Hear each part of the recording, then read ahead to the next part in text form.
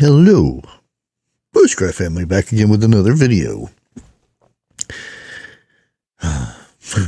5 types of looters. There's just not one. When you say looter, it's just not one.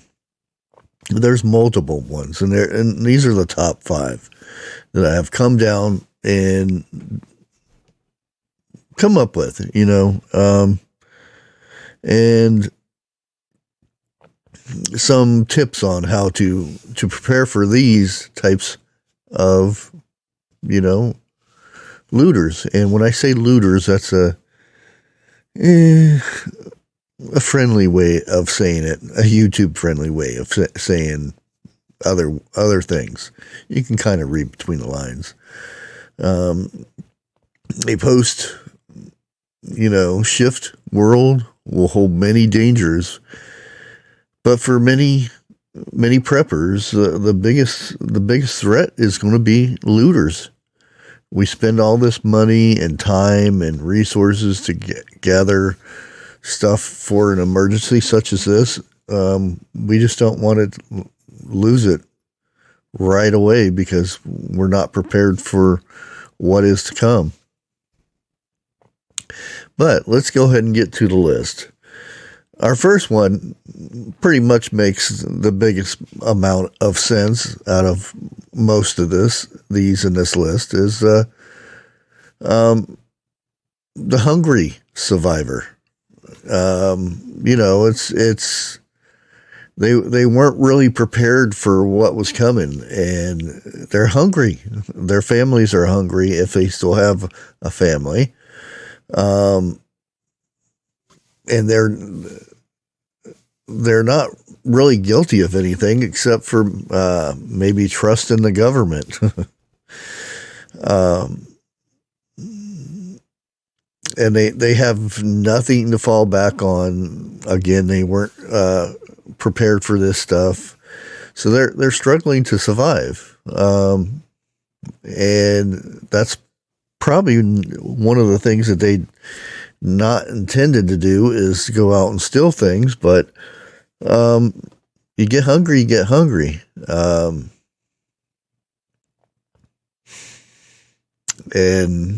yeah, they will do a lot of things for the sake of being hungry. And to avoid some of these types of people is, to pretend you're hungry yourself. If they come into your zone, I'll put it this way, you rush before they can ask you anything. You say, "Can you spare some food? My family is very sick. They will die if they can't get any food." That right there gives them the reason to stand clear of you and your family because, they don't want to get what you got, basically. And that's pretty much it. Our next one, everybody knows them. Everybody probably has some of these within their life, or they know somebody like this, and these are fake friends. Yes. It could be, co-workers or friends of the family or something that, oh yeah, this is good. I want to help out. And yeah, all that good stuff. But when time comes, yeah, these are friends that will stab you in the back to get what you have.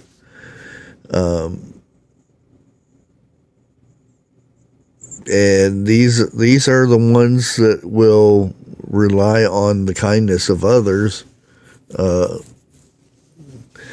and It's like the Three Little Piggy type thing, kind of. You got the lazy pigs that, just toss the things up and act like they're the prepper kind of person, The wolf comes by and takes them out real good.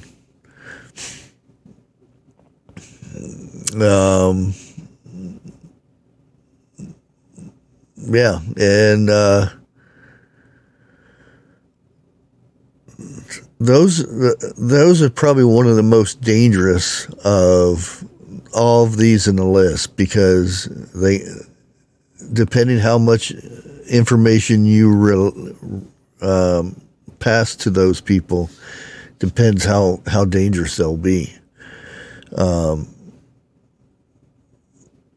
Yeah. Chances are they'll be the ones that do a majority of preppers. They'll be the ones to do them in,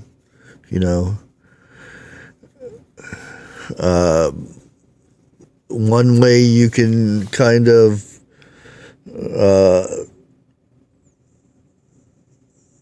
deter them, have certain stockpiles of very old and very, badly decayed or something like this food in a certain area. Like, have some very old crackers or something like this, and offer, say, this is the last I have, I can split it with you and stuff like that. And again, use that sick thing, because when people think that you're really sick and stuff, they'll avoid you, because nobody wants to get sick, even during bad times. Chances are they'll wander off if they figure out that you don't have what you said you used to have and all that stuff. Our next one is opportunist looters. These ones don't know you or whatnot, and those randomly come by and start looting. And that's the thing. It's some of these will just be random acts of needing something to eat. I'll put it that way. And again, you want to make sure, if you're going to be bugging in, that your place does not look like it has a bunch of, you don't want to be sitting out on the back patio grilling steaks when there's thousands of people out there starving to death. You want to camouflage what you do have, and you want to make sure where you're at doesn't look like it's, housing a bunch of food and supplies and things.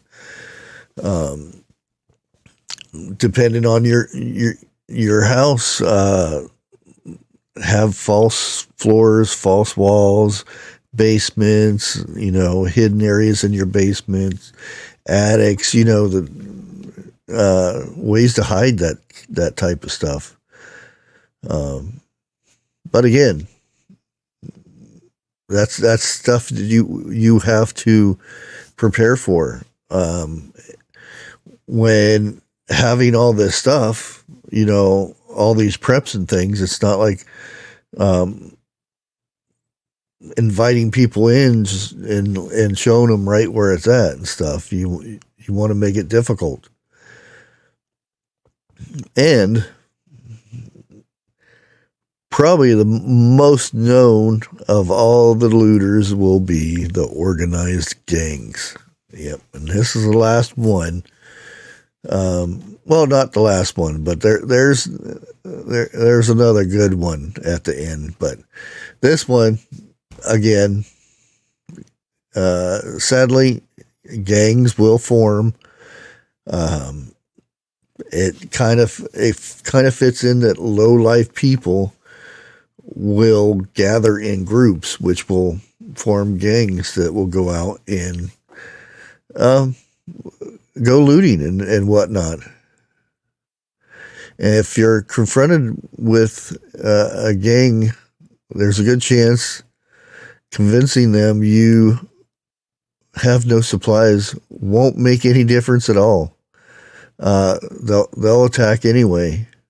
At the same time, you need to put a very powerful show of strength to deter them. And then it makes it too much of a challenge to see what you got. There'll be at a time during bad times that you'll probably have to do things that you won't want to do, but you'll have to do it to protect your family. And it's kind of what I'm getting at. And it'll be very hard, especially if you're not very many people in the household or in your homestead or something like that. But it's something that maybe might and more than likely be needed. And that's protecting your area, you know. And protecting as in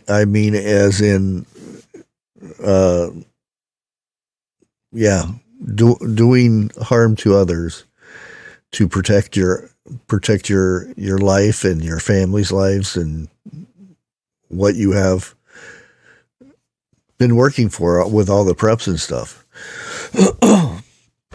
Now, if I haven't bored you enough with all these different looters and everything, I am going to give you a last one here. And this is the prepper infiltrators. Yep. Prepping doesn't have to be something you do alone. It isn't just a lot more pleasant to be part of a community, but well-minded people. You know, we talk amongst ourselves in lives and things like this. And there are times that some out there, you know, they show too much or they tell too much. And, you know, when it comes to risk, especially online, there are people out there that will take advantage of stockpiling food and tools, crisis stuff, and, you know, they know where they find out where you're at and stuff. And a few years ago when prepping thing was going big and strong and everything, there was a network and a lot of people fell for this. They said it was somewhere to where you could go and go from one prepper to another to travel from north to south or wherever. But so that you could, well-minded people or patriots or whatever type of person that you were supposed to be could have areas in every state that they could go to travel through to get food and supplies and stuff. And they had this map where it showed where everybody was within this, their addresses and everything. Worst idea ever.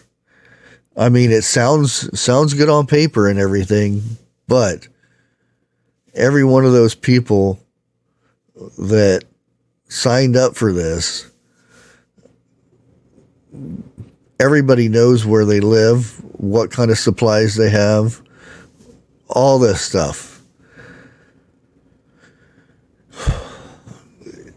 People really have to be careful the information they release online and stuff. I mean, so many times people fall for these little things. It sounds good, you know, the whole mag thing and the massive mag thing, you know, where there's like an underground tunnel railroad network of preppers to where you can go to one prepper to the other ones and have a good meal and get supplies and that stuff. There's going to be people that, oh, that's a nice list, I'm going to get on this, and then when things get bad, I go and get my own supplies and live in that place until I, you know, all the supplies are gone, and I'll go to the next one. Yeah. You really have to be careful of these different types of looters. And again, there are many, many more. And you need to come up with ways not only to prepare for all this stuff, but how to protect it and how to discourage these so-called looters and stuff. Until next time, God bless.